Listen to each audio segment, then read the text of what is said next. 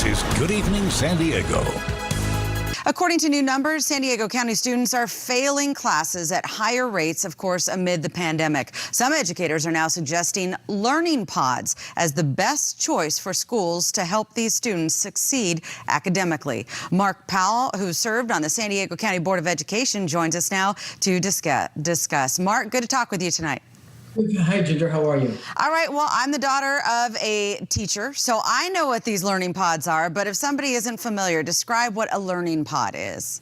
Okay, a learning pod stands for parent organized discovery sites. So essentially what they are locations within a person's house, typically one of the students' homes, and the other kids in the classroom are able to join in with a family, maybe 3 to 10 kids, 4 or 5 families, and all of the students learn together so they're not left sitting in a room by themselves in complete isolation. Yeah, there's going to have to be a lot of makeup. This distance learning experiment, we've seen the numbers. There's so many failing grades. I know, my high school senior is really struggling as well. So, is this a viable option, in your opinion, to maybe help, ease that curve a little bit? Well, absolutely. Let's think about what happened here in March of this year. Students were sent home. They were told they were going to go back to school in a few weeks after we got coronavirus under control. But every month we see this date being moved farther and farther away.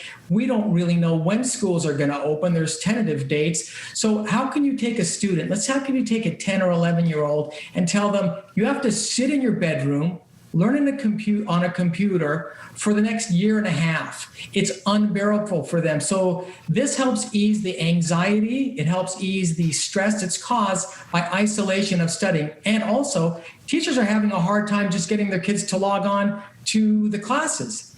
Mm-hmm. Yeah, I would imagine it also helps ease budget issues. Is that true? Well, yes, it's true. It helps ease budget issues, but what we're finding is that private companies are now helping organize these pods. So you can have pods can be organized in different ways. It can be a parent-led pod where the parents do the education, a tutor-led pod where you hire a tutor. Some parents are hiring teachers, or parents can hire a company to help run the pod, and the company will do everything because there's risks involved. You're having a bunch of kids in your house. There's liability risk, insurance risks that parents need to be aware of before setting up a pod. Let's talk about some of those risks.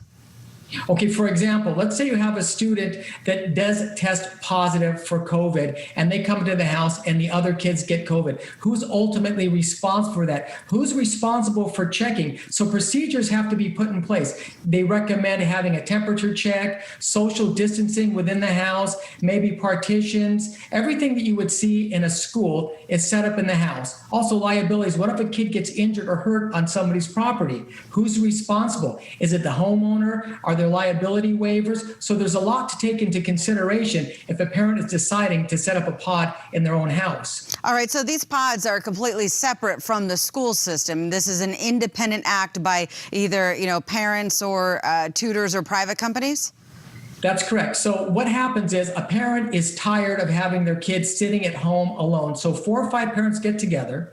They bring all their kids into one home. They hire a teacher, and that teacher provides support to instruction. And that instruction is typically supplied by a school district through distance learning. So maybe the kids are all in the same fourth grade classroom. They will all sit around and the teacher will help supervise their instruction, make sure they're logged on, make sure they get their snack break, make sure they can go to the restroom when they need to.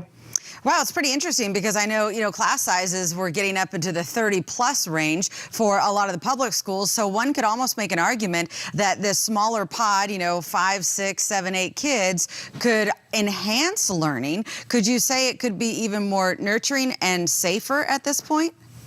Absolutely, it can be safer at this point. And think about it. Once this pandemic ends, pods may still be a viable option, as certain laws have put strangleholds on charter schools. There are long waiting lists for charter schools, and now it's very easy for a school district to deny a charter or refuse to grant an extension on their charter, or even allow them to have more kids in their charter. So parents have come up with another way to have independent learning in their homes, through the use of pods. It's just another parental choice that should be encouraged and embraced by school districts. Yeah, and the reason those charters are getting denied is because those kids are dollar signs for the schools as well. I understand. All right, Mark, always good talking with you. Thank you so much. Thank you, Ginger.